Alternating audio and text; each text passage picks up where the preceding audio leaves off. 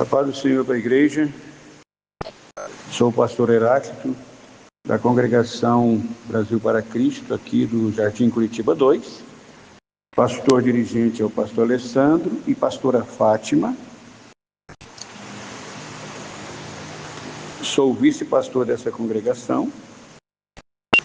E eu quero agradecer o pastor Gideão pela oportunidade em que está concedendo para que possamos participar deste projeto abençoado. Vamos para a leitura. Salmo 106. Louvai ao Senhor. Louvai ao Senhor porque Ele é bom, porque a sua misericórdia dura para sempre. Quem pode contar as obras poderosas do Senhor? Quem anunciará os seus louvores? Bem-aventurados que guardam o juízo, o que pratica a justiça em todos os tempos. Lembra-te de mim, Senhor, segundo a tua boa vontade para com teu povo. Visita-me com tua salvação, para que eu veja os bens dos teus escolhidos, para que eu me alegre com a alegria do teu povo, para que me glorie com a tua herança. Nós pecamos como os nossos pais, cometemos iniquidade, operamos perversamente. Nossos pais não entenderam as tuas maravilhas no Egito. Não se lembraram da multidão das tuas misericórdias. Antes o provocaram no mar, sim, no Mar Vermelho. No obstante, ele os salvou por amor do seu nome, para fazer conhecido o seu poder. Repreendeu também o Mar Vermelho, e este secou, e os fez caminhar pelos abismos como pelo deserto. Livrou-os da mão daquele que a aborrecia e os resgatou da mão do inimigo. As águas cobriram seus adversários, nenhum só deles ficou. Então creram nas suas palavras e cantaram seus louvores. Porém cedo esqueceram das suas obras, não esperaram o seu conselho, mas deixaram-se levar por seus desejos no deserto e tentaram a Deus na solidão. Ele lhe atendeu o seu desejo, mas enviou magreza às suas almas. E tiveram inveja de Moisés no acampamento e de Arão, o santo do Senhor.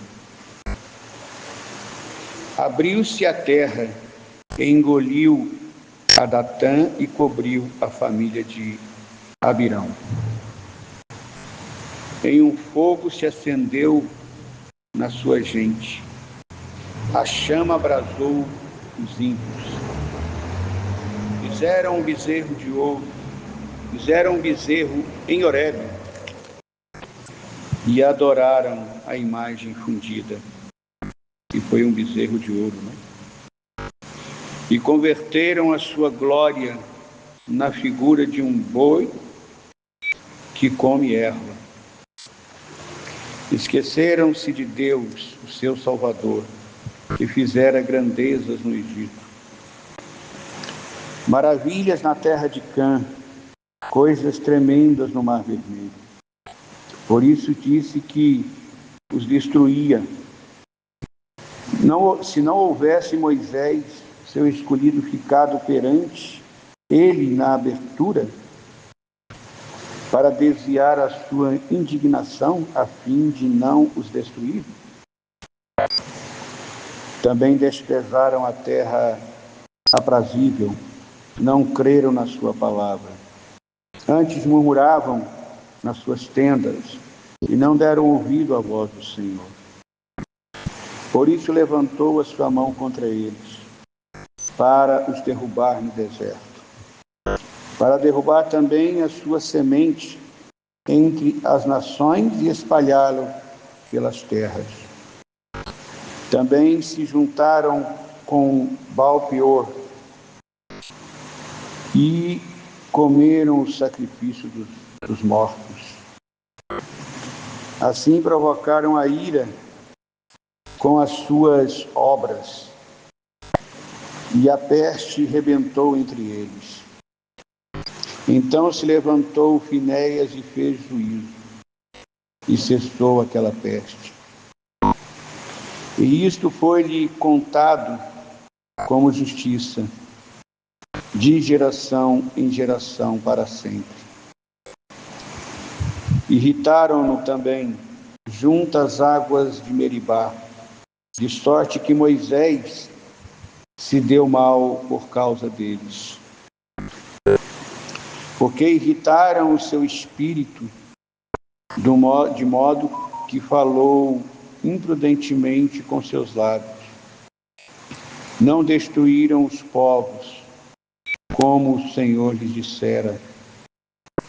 Antes se misturaram com as nações e aprenderam as suas obras.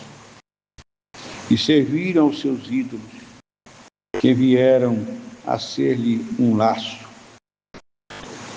Além disto, sacrificaram seus filhos e suas filhas aos demônios, e derramaram sangue inocente e sangue de seus filhos e filhas, que sacrificaram a ídolos de Canaã. E a terra foi manchada com sangue. Assim lhe contaminaram com as suas obras e se prostituíram com seus feitos. Então se acendeu a ira do Senhor contra o seu povo, de modo que abominou a sua herança e os entregou às nações. Então aqueles que aborreciam se assenhoraram deles. E os seus inimigos o oprimiam e foram humilhados debaixo das suas mãos. Muitas vezes o livrou, mas provocaram com o conselho e foram abatidos pela sua iniquidade.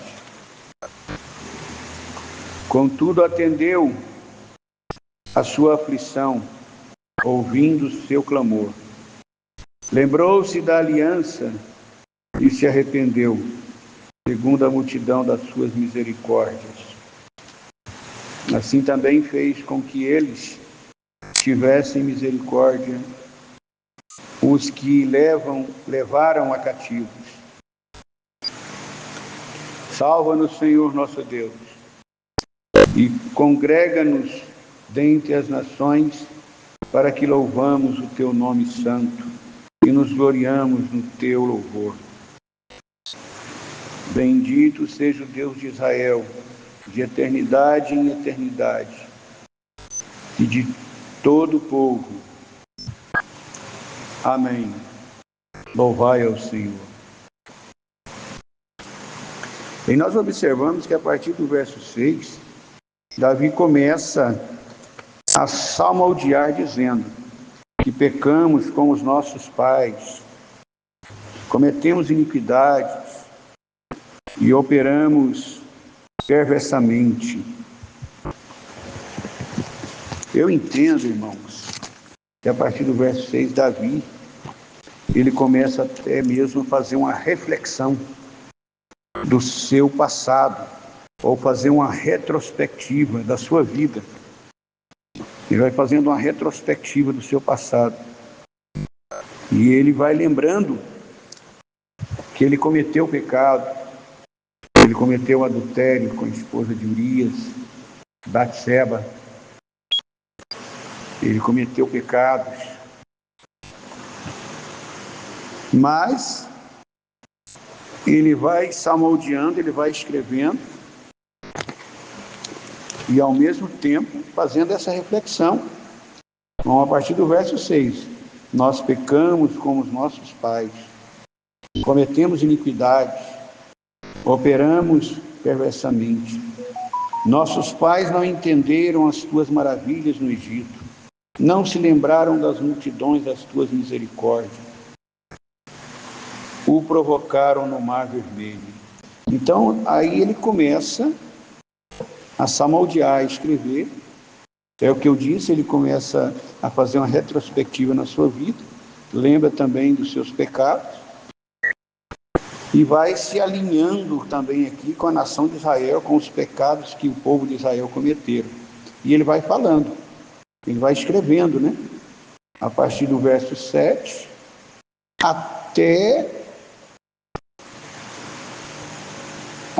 o verso, a partir do verso 7 até o verso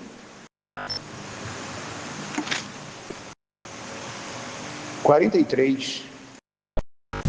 Todos esses versículos está mostrando e revelando para nós a falta de gratidão, ou seja, a ingratidão para com Deus, a ingratidão do povo de Israel para com Deus. Se vocês observarem ali também, ele cita o bezerro de ouro, que o povo não esperou as leis e os mandamentos de Deus, não esperou Moisés ir lá buscar no monte, trazer os mandamentos, as leis de Deus. E então eles fizeram um bezerro de ouro e vamos adorar, porque Moisés não vai voltar mais, né? Então vamos adorar um bezerro de ouro. Isso nos mostra o quanto o ser humano é impaciente, o quanto o ser humano é volúvel, mesma hora que ele está adorando a Deus, ele deixa de adorar. A mesma hora que ele está com o propósito de servir a Deus, de fazer a obra de Deus, ele deixa de fazer, ele esquece tudo. Então o ser humano ele é muito volúvel, a sua mente, os seus pensamentos, né? E Davi expressa isso aqui. Ele nos mostra isso no Salmo, a ingratidão de Israel. O povo de Israel era assim. O povo de Israel era assim. E quando Deus estava abençoando, dando vitória, abrindo as portas, suprindo a necessidade deles, né? Como lá no deserto ele supriu, mandou codornizes, carne, pão, água. Então, estava tudo bem. Mas que quando chegava uma situação, começava a apertar o cerco, uma situação difícil, eles já perdiam a fé. Já começava a murmurar, já começava a reclamar, já começava a ser ingrato para com Deus. Esquecia automaticamente das maravilhas que Deus tinha operado no passado. Parece que o povo de Israel sofria de amnésia. E não é diferente hoje em dia na igreja do Senhor. Deus tem operado maravilhas e milagres nas nossas vidas, mas por um motivo ou por outro, ou por uma picuinha ou por outra picuinha, eu deixo de adorar, eu deixo de louvar, eu deixo de ir para a igreja, eu me revolto contra Deus, porque Deus não me abençoou, não aconteceu isso, não aconteceu aquilo, eu pedi isso, eu pedi aquilo, e assim por diante. Então, o povo, o ser humano, ele é volúvel. Seus pensamentos são volúveis, né? E o que Deus quer é que nós firmamos os nossos passos, né? Firmamos os nossos passos. Então, Davi, irmãos, eu entendo que ele se arrepende. Eu entendo que ele lembra do seu passado, faz um alinhamento com os pecados de Israel, faz, digamos assim, uma comparação também dos seus pecados, né? E escreve este salmo abençoado. E a partir do verso 7, começa a fala da ingratidão de Israel. A partir do verso 7 até o verso, que eu disse, até o verso 43, né? Então ele vai só mostrando a ingratidão do povo de Israel, né? No bezerro de ouro, no Mar Vermelho, nas águas de Meribá, o povo estava com sede, não tinha paciência. Moisés teve que ferir a rocha, né? E por isso que ele disse aqui que Moisés também sofreu por causa do povo de Israel, né? Ele sofreu muito, né? E ali, e assim por diante, Israel deixa claro aqui nesse salmo todo que por várias vezes o povo de Israel foi ingrato para com Deus, né? O povo de Israel não tinha paciência, não sabia esperar, né? Não sabia esperar no Senhor, no Salmo 40, né? Como Davi ensinou. E em 2 Timóteo 2,13, Deus prova para o seu povo que mesmo com tantas falhas, ele não falha. 2 Timóteo, capítulo 2, verso 13. Mesmo com tanta murmuração, com tanta ingratidão do povo de Israel, o Senhor sempre ouvia o clamor do seu povo, principalmente através da vida de Moisés. Na situação, por exemplo, da água de Meribá, ele vai e fere a rocha e a água sai e o povo mata a sede do povo, né? Tem a água de Meribá que ele vai e corta uma árvore, lança uma árvore no meio da água e a água se torna doce. A Meribá quer dizer a amarga, né? E a água se torna doce, porque Deus manda falar para ele, vai lá e corta a árvore e lança ali no meio dessa água. E a água se tornou doce.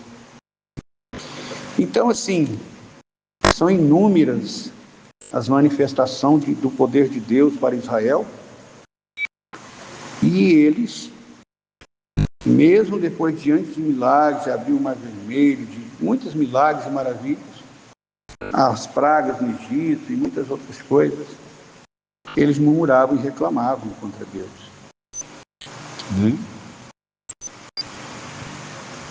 O pecado de murmuração, irmãos, atrai maldição contra as nossas vidas, abre porta para os inimigos da nossa alma entrar em nossa vida, entrar em nossa casa, entrar em nossa família. Está escrito em Números, capítulo 11, verso 1 e 2. O pecado de murmuração, o pecado de ficar reclamando, murmurando, ele traz maldição para a nossa vida. Pecado de ingratidão. A ingratidão, ela é semelhante a uma murmuração, né? E se você é uma pessoa ingrata, automaticamente você vai murmurar contra aquilo, né? Se você é ingrato, você automaticamente murmura. Então são pecados, digamos assim, sinônimos de pecados, né? Só que eu quero deixar claro para você que o pecado de murmuração, de ingratidão também, ele atrai maldição para a sua vida, maldição para a sua casa, maldição para a sua família. Vamos ser gratos a Deus. Vamos agradecer mais do que reclamar. E é simples isso. É só você olhar para o lado. É só você olhar para o seu vizinho. É só você olhar para aquelas pessoas que estão nos UTIs, nos hospitais. É só você olhar para aquelas pessoas que não têm casa, não têm um teto. Você tem uma casa, tem um teto. É só você olhar para aquelas pessoas que andam, caminham, vai para o trabalho. E você olhar para aquelas pessoas que não andam, não têm perna. Então é só você olhar para você. Você anda, caminha, enxerga, enquanto que muitas pessoas não dão conta de enxergar, não é cego, outros não têm uma perna, outros não têm braço. Sempre, eu quero dizer que sempre tem uma pessoa com a situação pior do que a sua. Sempre tem, irmãos. Então, eu quero finalizar e deixar aqui claro para você, para a igreja, não sejamos ingratos para com Deus. Não sejamos ingratos como a nação de Israel foi, irmãos. E até mesmo porque toda murmuração e ingratidão que Israel fazia, executava na época, sempre eles sofriam. Eles sofriam mais, né? Sempre Deus provava eles mais. Porque a aprovação de Deus, ela tem um propósito na nossa vida. É para a gente melhorar diante de Deus. Então Deus, ele colocava a nação de Israel em situação difícil para ver se eles tinham parado de murmurar, para ver se eles tinham parado de pecar, para ver se eles tinham agora aprendido a confiar em Deus. Então o propósito de uma aprovação, ela tem os seus objetivos. É aumentar a nossa fé e fazer que a gente se torne um ser humano melhor a cada dia e mais grato a Deus. Então era isso, por isso que Deus permitia Israel muitas vezes ser castigado, entregava Israel para nações vizinhas, eles eram dispersos, está dizendo isso tudo no Salmo aí. Eles eram dispersos, né? Sofreu 3 diásporas, né?